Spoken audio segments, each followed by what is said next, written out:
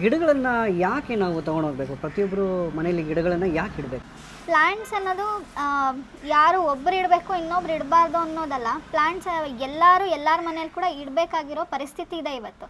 ಯಾಕೆಂದರೆ according to some survey ಏನು ಹೇಳ್ತಾರೆ ಅಂತಂದರೆ, ಔಟ್ಡೋರ್ ಎಷ್ಟು ಪೊಲ್ಯೂಷನ್ ಇದೆ ಅದಕ್ಕೆ 5 ಟೈಮ್ಸ್ ಜಾಸ್ತಿ ಇಂಡೋರ್ ಪೊಲ್ಯೂಷನ್ ಇದೆ.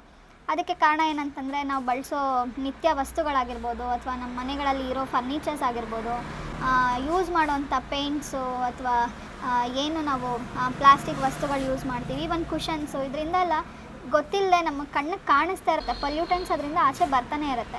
ಅದಕ್ಕೆ ಹಲವಾರು ಹೆಸರುಗಳು ಕೂಡ ಇದೆ. ಝೈಲಿನ್ನು, ಟೋಲಿನ್ನು, ಬೆನ್ಸಿನ್, ಈ ಥರ ಎಲ್ಲ ಹೇಳ್ತಾರೆ. ಸೊ ಅದೇನಾಗುತ್ತೆ, ಗೊತ್ತಿಲ್ಲದೇ, ನಮಗೆ ಅರಿವಿಲ್ಲದೇ ನಮ್ಮ ಹೆಲ್ತ್ ಮೇಲೆ, ನಮ್ಮ ಶ್ವಾಸಕೋಶದ ಮೇಲೆ, ನಮ್ಮ ಸ್ಕಿನ್ ಮೇಲೆ ಎಲ್ಲದಕ್ಕೂ ತೊಂದರೆ ಆಗುತ್ತೆ. ಸೊ ಈ ಪ್ಲ್ಯಾಂಟ್ಸ್ ಇಡೋದ್ರಿಂದ ಏನಾಗುತ್ತೆ, ಅದರದ್ದು ಡೈರೆಕ್ಟ್ ಪರಿಣಾಮ ಏನಿದೆ ಅದು ಸಾಕಷ್ಟು ಮಟ್ಟಿಗೆ ಅದು ಕಡಿಮೆ ಆಗುತ್ತೆ ಅಂತ ಹೇಳಿ ನಾಸಾಯಿಂದನೇ ಪ್ರೂವ್ ಆಗಿದೆ.